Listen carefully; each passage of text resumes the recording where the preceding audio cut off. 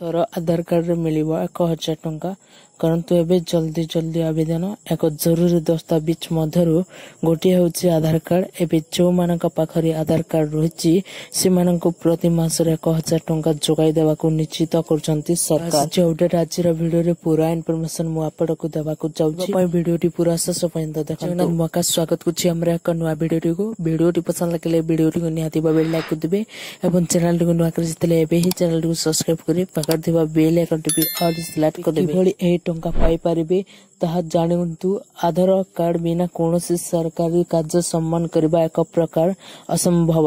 तेबे आधार कार्ड को नहीं केतेक निर्दिष्ट नियम रहिछि एहाकु मानिबा जरूरी भाबरे एही सरकारी परिचय पत्र को नहीं केतेक योजना मध्य कार्यकारी करा जायछि। तेबे एहाकु नहीं अनेक लोक ए जाय अवगत होई पारि नाहंती। कार्ड रे प्रति मास रे 1000 टंका लेखा पाइबा को एक निर्दिष्ट मानदंड रहिछि एहाकु जानिबा जरूरी। केवल 18 रु 40 वर्ष वयस्क व्यक्ति विशेष को एहार लाभ मिली पारिबो। जनता को आर्थिक रूप से सुदृढ़ करबा एही योजनार मूल लक्ष्य। तो जन जे कोनोसी बैंक को जाय एही योजनार लाभ उठाइबा पई फॉर्म मागी पाई परिबे। ध्यान पूर्वक एही फॉर्म पूरण कले आपन को लाभ मिलिबा निश्चित। पूरण कले आपन को लाभ मिलिबा निश्चित। फॉर्म पूरण करबा परे एहा आवश्यक करथबा समस्त दस्तावेज को एही फॉर्म सह संलग्न करबा को हबो। एहा परे बैंक कृषक पक्ष को निकट रे दाखल करबा को ही हबो।